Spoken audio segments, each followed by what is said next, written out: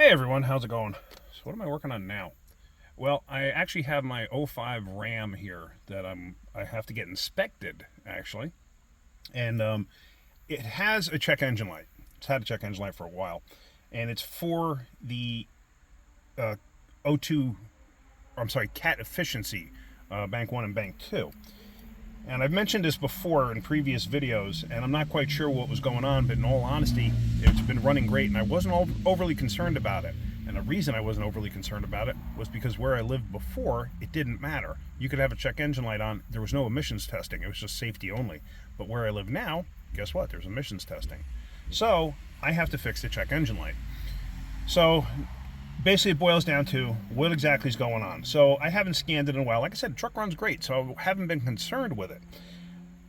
So I figured, let me hook the scanner up to it. Let me see what the actual codes are this time, because maybe things have changed. I don't know. But let's find out. I haven't had any issues. There's zero drivability issues. It runs and drives perfectly fine. It was just the two cat codes that I had before, the P0420 and the P0430. So let's see what they are now, see if it's changed or if anything's added to that list. So I got my scanner here, and I already did the pre-scan hookup. Let's do a health report. The key is on. I haven't started it yet. The truck's been sitting for a couple days. I've actually been home Wednesday night. All of a sudden, I came down with something. Don't know what it was, but it hit me like a train, like a mini version of the flu or something. I have zero energy right now, but I'm feeling a million times better. But it clobbered me on Wednesday night. I got home, went straight to bed, and I basically slept for all day Thursday, all day Friday, and I slept till 11:30 today. But anyway, I'm feeling much better, thankfully. I still have a cough and congestion, but whatever. Can't get lucky lately for some reason. But anyway, let's see what we got going on here. It's going to run through the whole gamut of modules. I got bad sun glare here. It's just the way I'm sitting, but I don't want to start the truck up just yet either. So BCM has a few codes. The intelligent power module, forward control module, has a couple of codes. Now this thing also has an issue with the wipers, whereas like they should work right now if I turn them on. Oh, there they go. They actually worked. It's amazing. Most of the time they won't work, but if I put them to intermittent,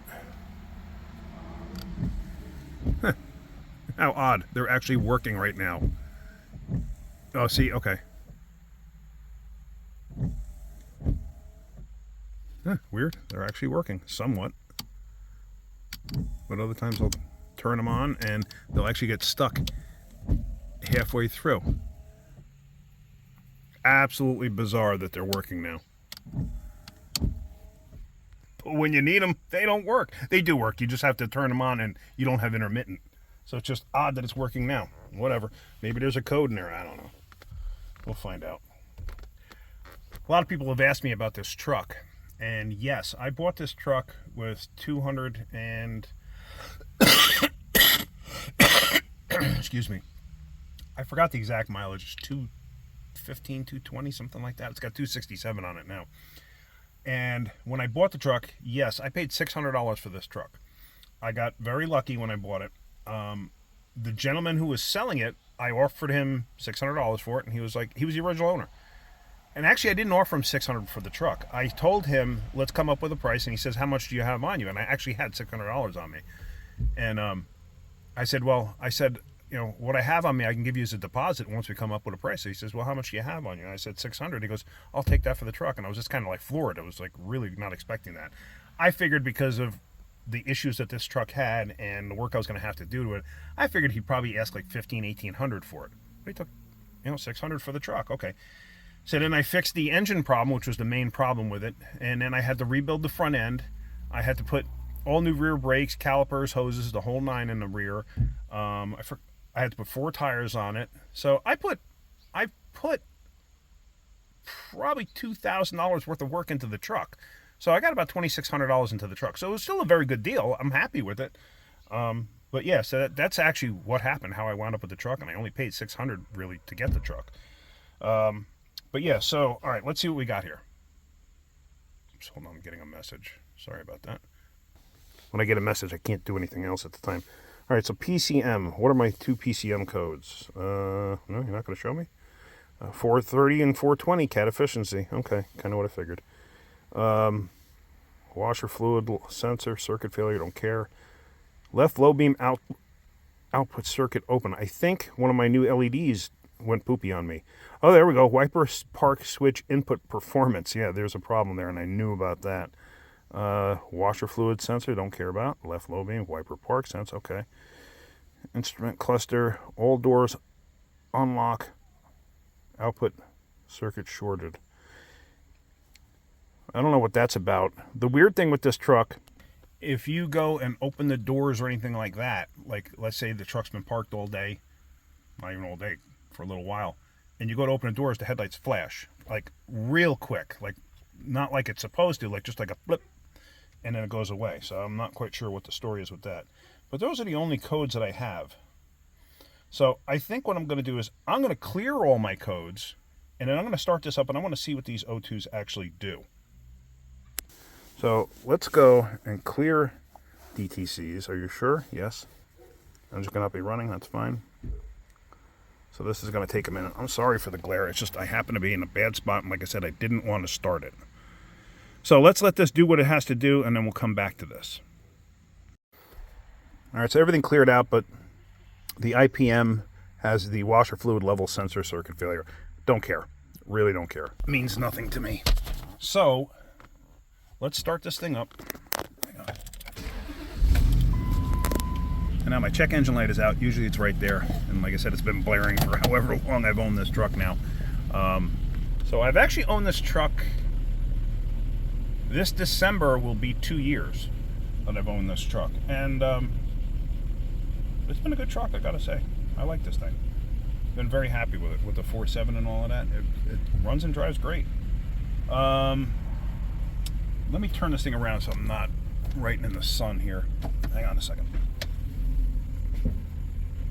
Oh, I did rebuild the front end when I got this thing. I think I told you that. And I'm gonna have to go through that because I feel like something's wearing out in the front end.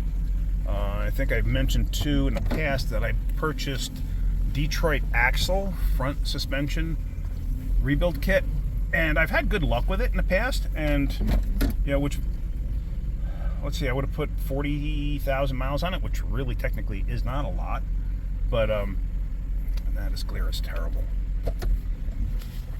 I would have put 40,000 miles on it. Yeah, this glare is even worse. Look at that.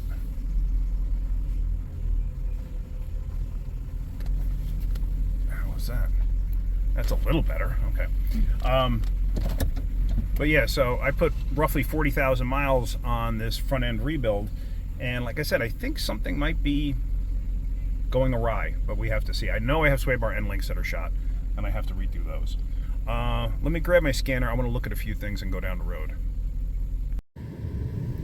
So here I pulled up a graph on the upstream bank 1 sensor 1 and bank 2 sensor 1, bank 1 sensor 2, bank 2 sensor 2. Before cat, after cat. So let's just look at the first one, bank 1 sensor 1, and let's look at bank 1 sensor 2. Okay. So it lays them over each other. See that? I'm not crazy about that. I'd rather... That to me is a little confusing on this scale here. I would rather see... Let's do this. Let's go back. And let's take out bank 2. So we just have bank 1. Okay, so there is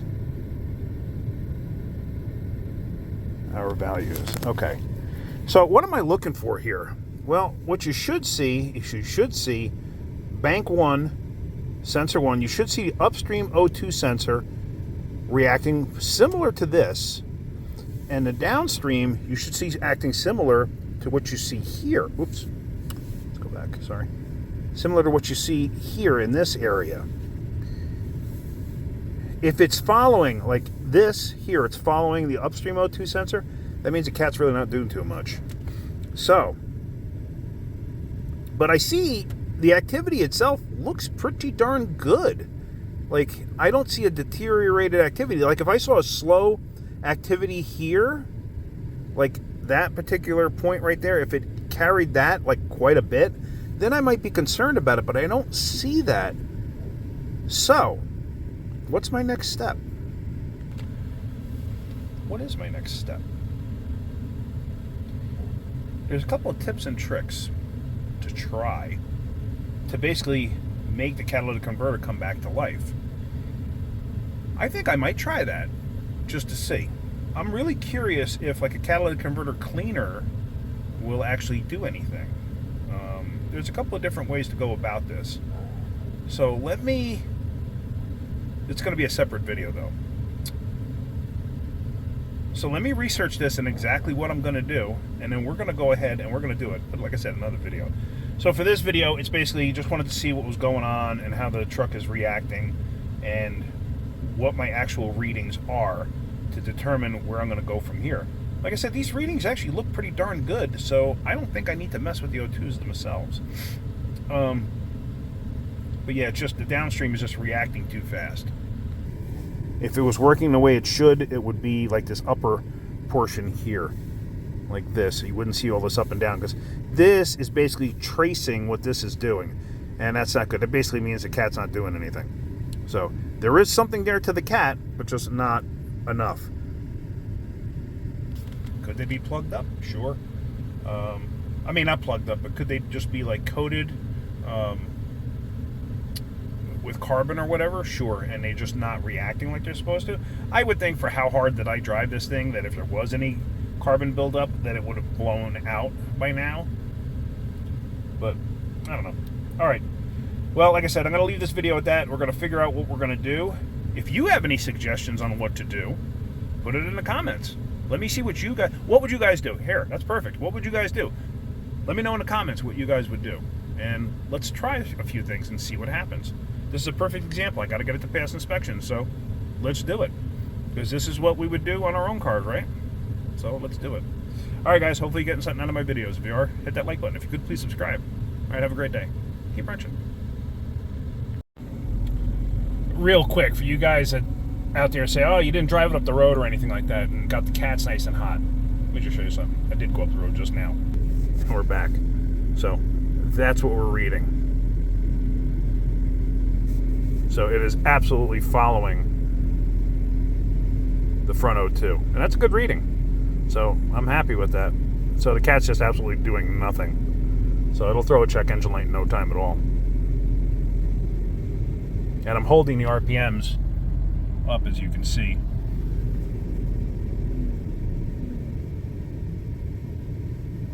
Let go of it, and you can see it flat lines, and then it starts working again. Okay. Just wanted you to see that.